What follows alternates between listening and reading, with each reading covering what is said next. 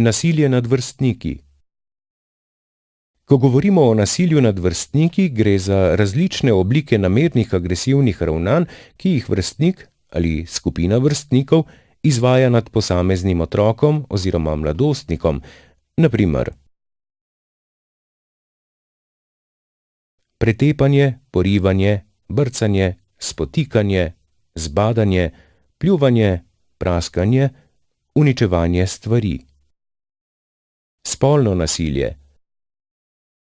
Zmerjanje z različnimi imeni, vzdevki, glasno norčevanje, razširjanje novic, draženje.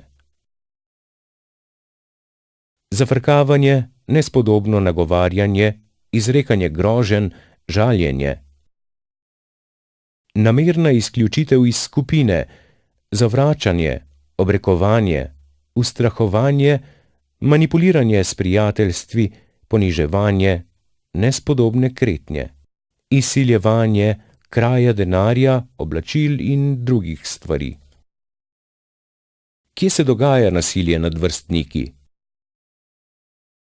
Nasilje nad vrstniki se dogaja v osnovnih šolah, srednjih šolah, zavodih, mladinskih domovih, tudi že v vrtcih in drugih ustanovah namenjenih otrokom in mladostnikom. Pojav nasilja pa ni omejen samo na prostor ustanove, temveč se dogaja tudi v okolici šole, zavoda. Dogaja se tudi v krogu družine, ko je nasilnež, na primer, sorojenec. Kako se dogaja nasilje nad vrstniki? Oblike nasilja so različne. Nekatera nasilna ravnanja so direktna in hitreje, lažje vidna, prepoznavna, na primer pretepanje, brcanje, verbalno zmerjanje in žaljenje. Nasilje pa je lahko tudi prikrito in direktno, na primer obrekovanje, namerno izločanje iz skupine, manipuliranje s prijateljstvi. Nasilje se lahko dogaja dalj časa. Otroka oziroma mladostnika lahko ustrahuje, trpinči en nasilnež ali pa cela skupina nasilnih vrstnikov. Otrok in mladostnik, ki je žrtev nasilja, je ujet v mrežo nasilnega ravnanja vrstnika oziroma vrstnikov. Velikokrat je ustrahovan in ga je strah povedati, kaj se mu dogaja. Kakšne so posledice za otroka ali mladostnika, ki je žrtev nasilja? Pri otroku ali mladostniku, ki je žrtev nasilja, se lahko pokažejo posledice nasilja, kot so depresivnost, slabo samovrednotenje, samospoštovanje, slaba samopodoba, sramežljivost, zadržanost, pasivnost, izolacija, slabši šolski uspeh in drugi dosežki, odpor do šole, pogosto obolevanje, poskusi samomora.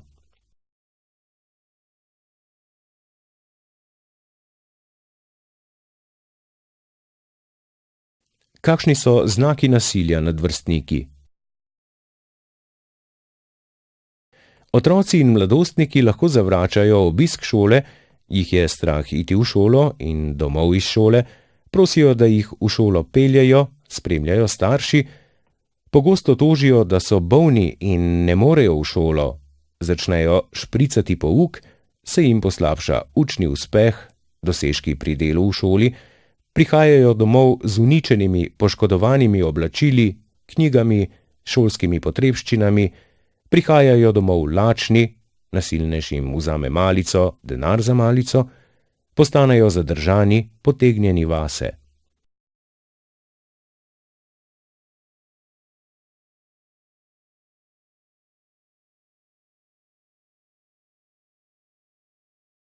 Poleg tega lahko začnejo jecljati, jim primanjkuje zaupanja vase, postanejo raztreseni, prestrašeni, imajo motnje prehranjevanja in hranjenja, imajo motnje spanja, poskušajo storiti samomor, zmanjkuje jim stvari, prosijo za denar ali začnejo krasti denar, da ga dajo nasilnežu, Nenehno izgubljajo žepnino, se nočejo pogovarjati o tem, kaj je narobe, postanejo agresivni do vrstnikov, sorojencev, do sebe.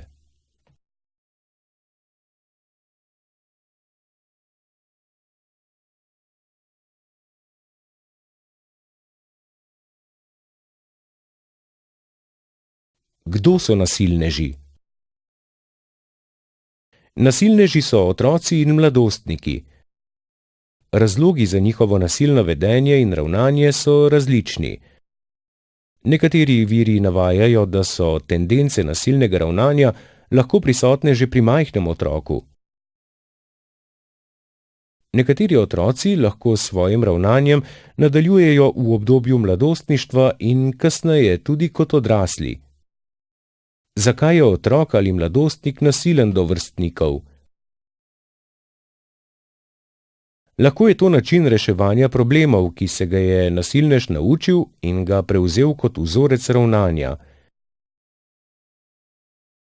Morda je tudi sam žrtev nasilja v svoji družini ali pa žrtev nasilja drugega vrstnika ali skupine vrstnikov.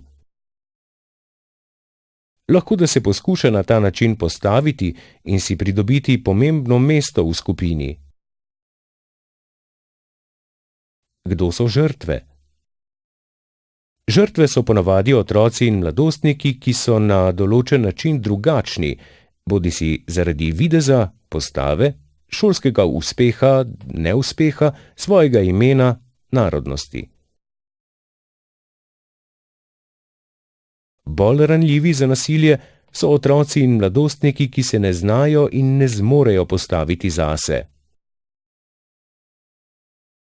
Kaj naj stori žrtev vrstniškega nasilja? Ignorira naj nasilneža, izreče odločen ne in odide stran. Pove naj prijatelju. Pove naj v šoli. Pove naj doma staršem. Vsako nasilje lahko prijavi policiji na 113. Gluhi lahko policiste pokličejo prek klicnega centra na številki 031 777 600. To, kar se mu dogaja, ni njegova krivda. Tisti, ki je nasilen, ravna narobe. Vsak otrok ali mladostnik ima pravico, da se počuti varno. Kaj lahko storijo starši? Najpogosteje nasilje nad otroki sicer povzročajo odrasli, toda različne oblike nasilja, ustrahovanja, izsiljevanja doživljajo tudi od starejših vrstnikov, sošolcev. Prav ob teh dejanjih je otrok pogosto žrtev, ki jo težko prepoznamo.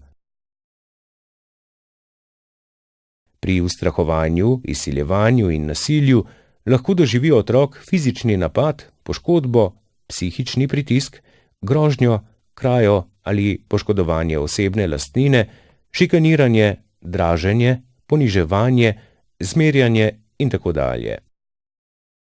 Ustrahovanje in nasilje sta resna problema, ki ju ne smemo zanemarjati. Oba sta lahko in morata biti ustavljena. Ob tem želimo poudariti, da med tovrstno nasilje ne uvrščamo morebitnih neogrožujočih prepirov ali pretepov, tako pogostih pri otrocih, saj so del naravnega pojava med razvojem otrok.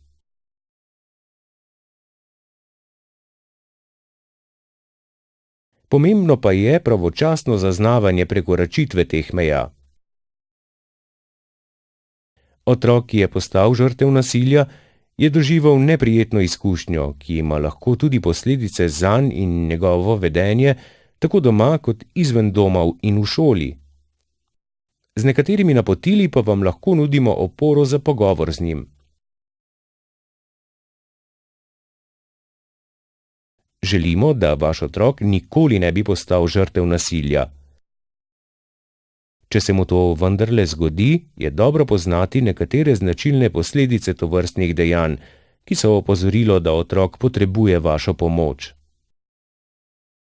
Kot smo že navedli, lahko pomislite, da je vaš otrok morebiti ustrahovan, kadar se boji poti v šolo ali iz šole, nerad hodi v šolo, prosi, da ga spremljate v šolo, spreminja pot v šolo, šolski uspeh se slabša, domov prihaja s poškodovanimi osebnimi predmeti in obleko, zmanjkuje mu denar, prihaja lačen, ker so mu vzeli denar za kosilo ali malico,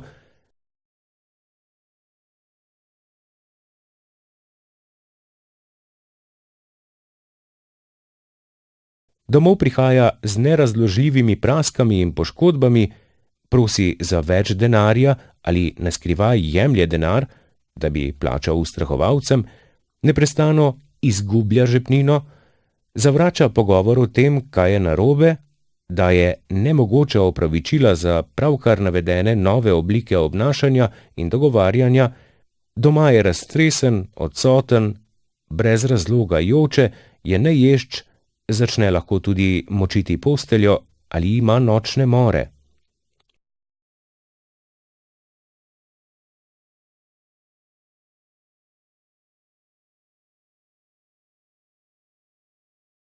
Ko ugotovite, da je vaš otrok ustrahovan, bodite z njim in ga podpirajte. Obljubite mu, da ga boste zaščitili in naredili vse, da boste ustavili to dogajanje. Starši lahko pomagate otroku. Poskušajte se pogovoriti z njim. Poiščimo pomoč pri strokovnih službah in v šoli. Upoštevajte, da je otrok navadno zelo prestrašen, saj se boji posledic prijave ustrahovalca. Otrok naj ve, da je najbolj pomembno to, da vedno zaščiti samega sebe. Tudi svojo lastnino naj brani pred izsiljevalcem, tudi iz vrste starejših vrstnikov, vendar le toliko, da ne bo poškodovan.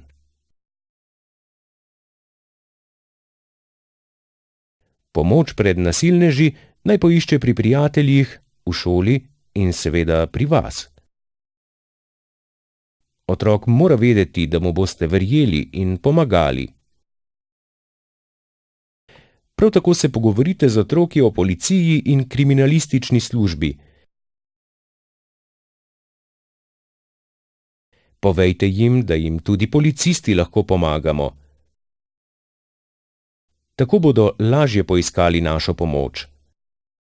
Nasilje bomo preprečevali in ga omejevali, če bomo delovali skupno, če bomo nasilneže neprestano in vsi ustavljali.